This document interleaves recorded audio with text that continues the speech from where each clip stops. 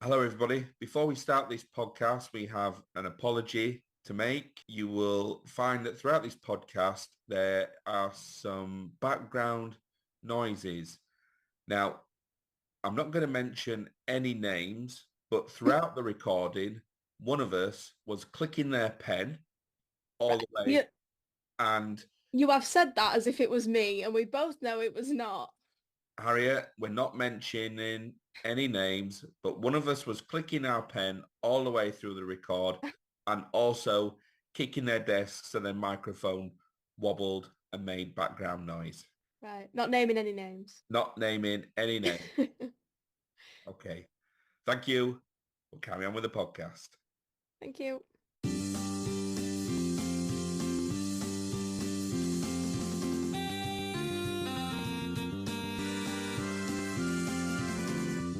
Hello, you're very welcome to this episode of My Generation Gap podcast, where we have me, Stuart Vincent Moore, a 50-year-old Generation Xer, talking and generally arguing about culture in our generations with my niece, Harriet Pilkington, a certified 18-year-old Generation Zer. Gen Z. Gen Z. And this week, we're going to be looking at something from Generation Z. Yeah. It's the end of the effing world. Yeah. So we'll talk about that in a minute. But before we do, how's your week been, H? Better than last week. Yeah. I went for my pre-op this morning. I've been trying to find a lot of alternative foods to eat. Everything's low in sugar, but nothing's low in fat. So it's hard because I can have full sugar. So they offer you all these sugar-free things, and I'm like, give me the sugar. I need the energy. I've actually just put a banana bread in the oven, which is fat-free and full of sugar. So hopefully it'll come out nice. But I did mess up the kitchen in the process. Making banana bread, it's like being back under lockdown again. Making banana... Why did you make banana bread in lockdown? I thought everybody made banana bread in lockdown. I suppose maybe people did make banana bread in lockdown. I think all sorts of stuff in lockdown. Yeah, anything we could do. Yeah. But yeah, no, I went for my pre-op this morning, which was quite scary. They kind of tell you about blood transfusions and things like this that you don't really want to hear. You don't really want them to tell you. But they gave me this form, and it was 9 pages long. And they gave me 20 minutes to do it in. I felt timed. It was like an exam. And my dad was next to me asking me about the questions and things. And I was like, shut it. I'm trying to answer the questions right. Like, trying to get points. I'm quite competitive. But it was like the worst game of Would You Rather. It was like Would You Rather with the most extreme consequences. Yeah, so the end of the Effing World. It was a show that I watched when I was about 14-ish, I think I would have been at the time. Me and my best friend watched it together and we loved it. It was kind of that edgy teenager programme that was there that wasn't too deep, if you know what I mean. It was kept... Yeah, I mean, it's pretty dark. It's like, yeah, but it's like dark humour, isn't it? It's not like... I guess. It's not depressing to watch. They've got excitement in there, they've got comedy in there, it's got a bit more to it. I don't know, I suppose. I didn't find it that funny. Well, it's not hilarious funny, but like Dexter is probably a level above, and Dexter's pretty graphic, and yeah, do you know what I mean? It's... I'll tell you what was funny: the fact that Super Hans is in it. Who's Super Hans? Super Hans from Peep Show. I don't know who Super Hans is. Well, he pops up. And he's a police officer in this one. All right. And Super Hans, I thought, what's Super Hans doing in this? And he's a police officer, and because I can't see Super Hans in anything without hearing him saying he's the bottom half of me on fire. That crack is really Moorish. So I thought, what's he doing being a police officer? It's always dead weird when you see people from shows that you've watched previously in other things. So you really love End of the Effing World? Yeah, I do. It's bizarrely enough I get comfort from watching it, even though it's obviously really disturbing, because it was something that me and my best friend, we used to live like 2 houses from each other. So my bedroom window overlooked her trampoline, so I would constantly be like, "Are you coming out?" So it kind of reminds me of back then when we used to communicate that way, and then she'd come over and we'd watch a series all day and things like that. And as you get older, you can't do those things. People go to uni and... Would you have a conversation with your neighbour on a trampoline? So would you have to have like one word at a time when you bounce up and see them, hello, and then they'll just take it in turns? Yeah. And then It'd be even better if it was brother, if a brother was there. If what? If a brother was there, because there's two of them, so you'd have one come up and appear, and then the other one, and then the other one, because they'd be on the trampoline. Two of my friends who were brothers, I wasn't with them when they did this, but it was a story that they told me that when they were younger, the younger brother and his dad, all three of them were on this big bouncy castle. Yeah. And the younger brother and his dad, they were stood by the back wall of this bouncy castle, and they said to the oldest brother, right, you bounce dead fast, run along and bounce and see, and throw yourself at this back wall and see how far you can bounce back into the middle of the bouncy castle. Yeah, so he went, right. I can see the picture. So he started at the front, he went, run along, and he hurled himself at the back wall of this bouncy castle where his dad and his younger brother were stood, and they pulled the wall down of the back of the bouncy castle, and he flew over this wall and landed. And you're quite high up on a bouncy castle. Yeah, you are. They can do some damage, yeah. Yeah, he landed in a proper heap, and he was rolling on the floor. The back, yeah, when you go to school the next day and they think you've been abused, you've just been thrown off a bouncy castle. Yeah. Oh, that's a bad birthday party, that, isn't it? Who did that to you? Oh, my dad. But that's what it was like growing up in the 80s. Yeah. Yeah, health and safety was less of a thing. So, listen, End of the Effing World. It follows James and Alyssa. They're both 17-year-olds at school. James is convinced that he's a psychopath. He's been he's a loner, gradually killing small animals, working his way up through bigger animals. And he's keen to kill a human, just to see what that feels like. And he forms a bond. Well, they don't really form a bond, do they, until way into the season. But he starts a friendship with a girl called Alyssa. Alyssa. In their school. They basically just run away, don't they? And it's a story of that relationship. They both suffered trauma in their life, with James witnessing his mother drowning herself and Alyssa. Well, this is joyful. Well, isn't it? Alyssa's, her father abandoned her. It is his trauma, yeah. Yeah, and she's living with an abusive stepfather. Oh, yeah, I hate the stepfather. Yeah, he's plays such a good character that you really dislike him. Really did hate him. Yeah. Well, and like I say, at some point, and then they go away, don't they? And their relationship kind of develops, but they're sort of coming together, but not coming together. Yeah. Well, I mean, James is trying to kill her the whole time. Well, James says, well, I'll just bide my time until I get the right time to kill her. But then, of course, because neither of them really spent any time or connected with anybody, that actually, when they do start connect somebody, they actually feel some emotions. And there is a scene where they break into a house, and the guy that comes home and assaults Alyssa. And James ends up killing the attacker. He does. I didn't know you'd got that far. Oh, yeah. I thought you'd just gone like episode 2. Yeah, and then really they go on the run. They do. And then at one point James goes to hand himself in at the police, and that's when he meets Super Hans. I see now. I see what you're on about, because I was trying to think in the first 2 episodes. I don't remember the police officer. I think one of the things that worried me about the End of the Effing World was the voiceover, because often when you see TV shows or films that have voiceovers in them, it's usually because they're not very well written, and they have to do loads of explaining through a voiceover, because they can't write a story or tell a story by the acting or gestures or something like that. So I was a bit worried about the voiceover, but it wasn't that. I have a bit of a theory about the voiceover, in the fact that because my generation's a lot more fast-paced, we want the story quicker. We might not have the patience to wait for it to unravel through acting. Sometimes we just want to be fed it directly, like we were talking about, was it last episode? We just want that information straight off the bat. What's the point in telling a story? Because then you might as well just say it. What's the point in filming it? You might as well just say it and say, "Oh, I want to." An audiobook. Yeah. Well, that's just an audiobook, isn't it? But then I suppose the audiobook. Well, anyway.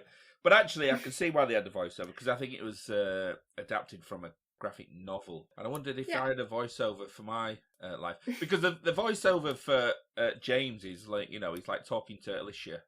And she'll be saying, let's run away. And he's like that. And he'll say, oh, and I'm just waiting for the right time to kill her. And things like that. Which, you can say all those things just through gestures and acting and telling a story. So I thought, well, what's the point? What's the point in that? So I just thought, well, what if I had a voiceover in my life? What do you think a voiceover would be? Well, it would probably just be saying things like, when can I have a cup of tea? Are they going to offer me a cup of tea yet? Yeah. Can I have a cup of tea now? Or, I don't fancy a chomp. A chomp? What's a chomp? A chomp bar. What's a chomp? A chomp, it's like a caramel and chocolate bar. Can't you get chomps anymore? I don't know, maybe you can get chomps. Oh, what's the world coming to? They've taken Caramacs off the shelf, and now they've taken chomps off the shelf. Yeah, maybe you can still get chomps. Hold out hope, but... Well, I don't know. I mean, it's sickening. You can't even get bacon wheat crunches anymore. And then Alicia, to demonstrate her... Alyssa! I don't know what they were trying to say about her personality, but she was sat in school, sat opposite a friend having eating a dinner, and a friend sent a text, and she looked at her phone and went, "Did you just send me this text?" And her friend went, "Well, yeah." And then she said, "Well, I'm sat right here." And then she just smashed her own phone on the floor. I thought, well, what's the point in that? Yeah, it's not really proving a point, is it? No. And then I thought, well, I quite like it if people were going to text me instead of talking to me. Because sometimes you don't want to talk to people. It's an introvert's dream, isn't it? Yeah. Just text me. Look, if somebody starts talking to you, you go, all right, okay. Yeah. Could this be in a text? Yeah. Could this be shorter and in little letters? Yeah. Yeah. I find that my body doesn't know the difference between fighting a lion and getting a phone call. Like, if I'm mid-messaging somebody and then they call me, it's the worst jump scare, because then I don't know what to do. That's a generational thing, isn't it? Phone calls. Yeah. But you'll send a voice note, won't you? Yeah. I bet you've noticed that as we've been talking more, that I send loads of voice notes rather than do a phone call. That's how my generation communicate a lot. I mean, me and April send voice messages back and forwards that can be minutes long. And then James, he thinks he's a psychopath, and he's obviously just traumatised, isn't he, with the death of his mother, and he struggled with his father, and his father comes home one day with a deep fat fryer, so James puts his hand in it just because he wants to feel something. I thought, flipping it, if you want to feel something, just watch E.T. Yeah. And then I thought, well, what else is he going to put his hand in? If he puts his hand in everything his dad brings home, what's he's going to have his hand in? James, I got you some yogurts. Oh, you have to get some more. Just put my hand in them. Yeah. James has put his hand in them again. Yeah. Oh, James, I brought a friend home from work. No, not again. Yeah. I think one of my favourite parts about the end of the world, or one of the funniest parts about it, is I would like to imagine it without the inner monologue.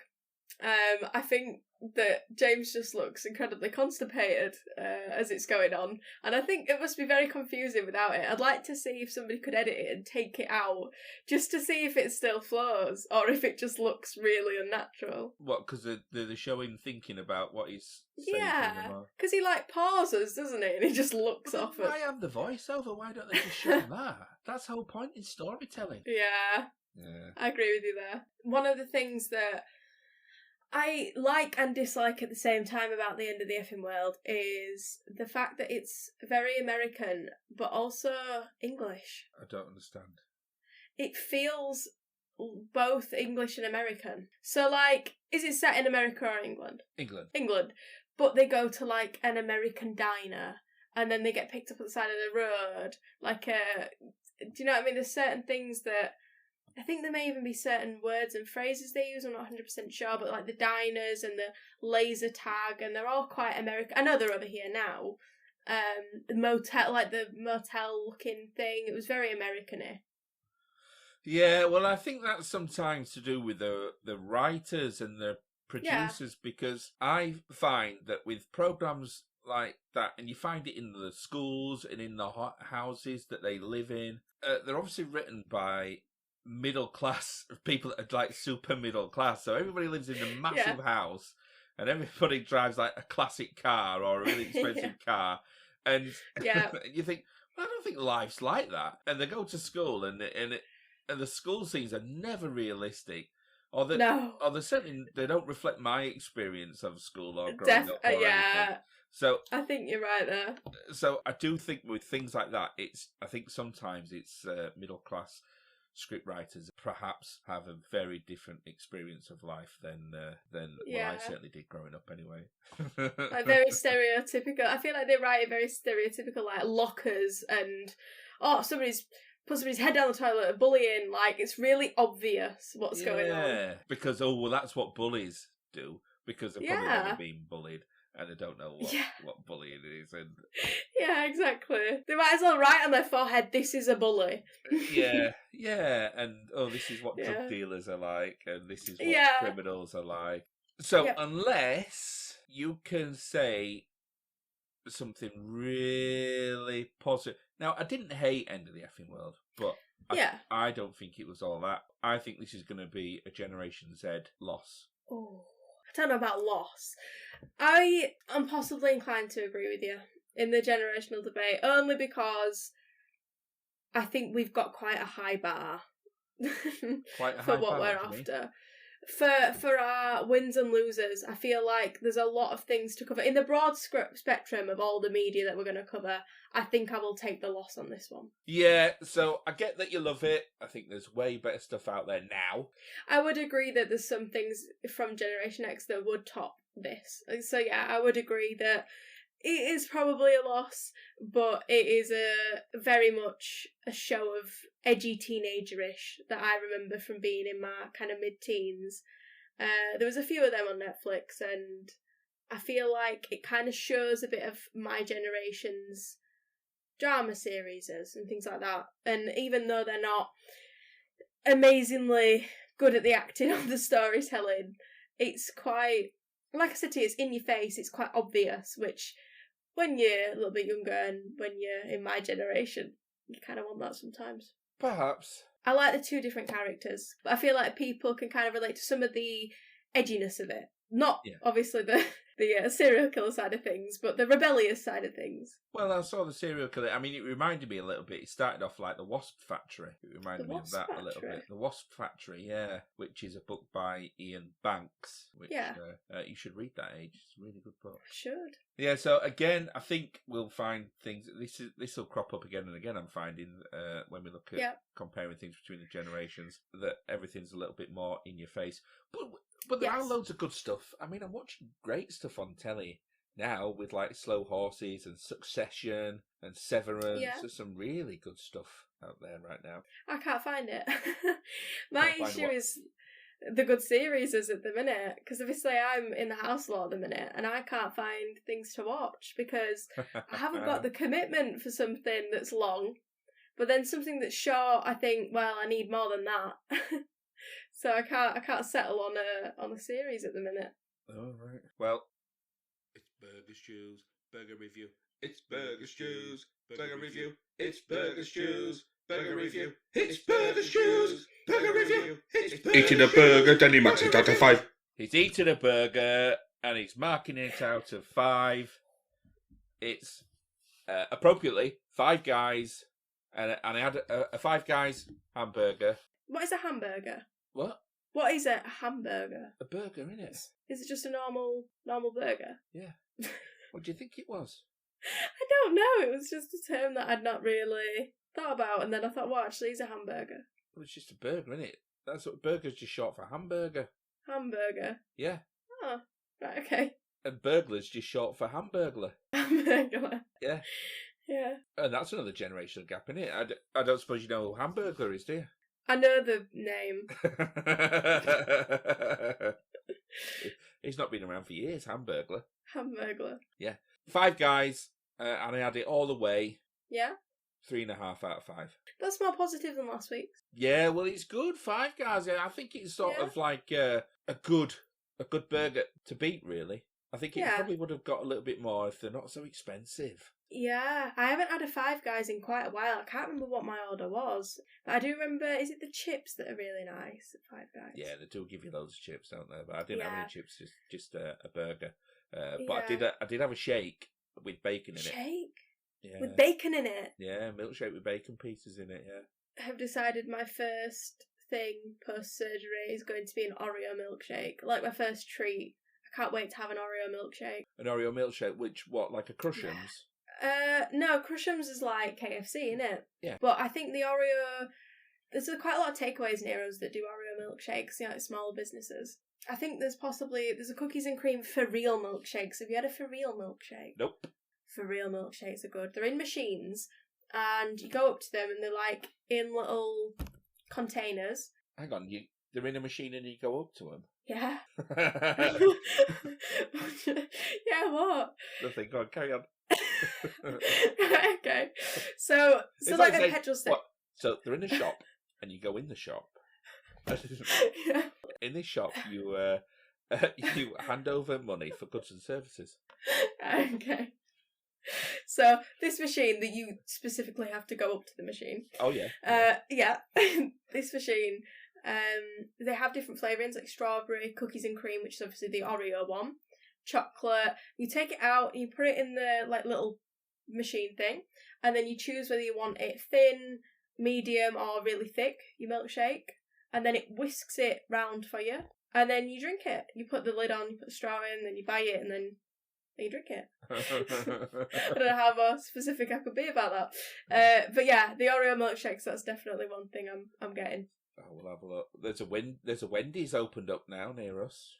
A Wendy's. I remember being like 11 and like really wanting a Wendy's to be over here. Well, there were over years ago. Were there? There was a Wendy's in Leeds, yeah. Oh, in the 90s. I remember going to Wendy's in Leeds because they had the square burger. Oh, square burger. Yeah. There's a place near us that does square pizzas. Mm. So they fill the full box with pizza. Yeah, all right. Well, it's not pizza review, is it? It's Burger Stuart's burger review. Right. It is. Are you ready? I am. Test. Woo, woo, woo. Test. Woo, woo, woo. Question 1. Who played the police officer? Oh no, I've forgotten something Hans. Well, that wasn't his name, but no, gone. Super Hans. Super Hans. What did James do before he pinched his dad's car? Punched him in the face. He punched him in the face. He did. What did Alicia name one Alyssa. of the things? What name one of the things that Alicia ordered in the diner? Banana split. It was banana shit. Banana shit. Oh, yes, it was. Name one of the creatures James killed.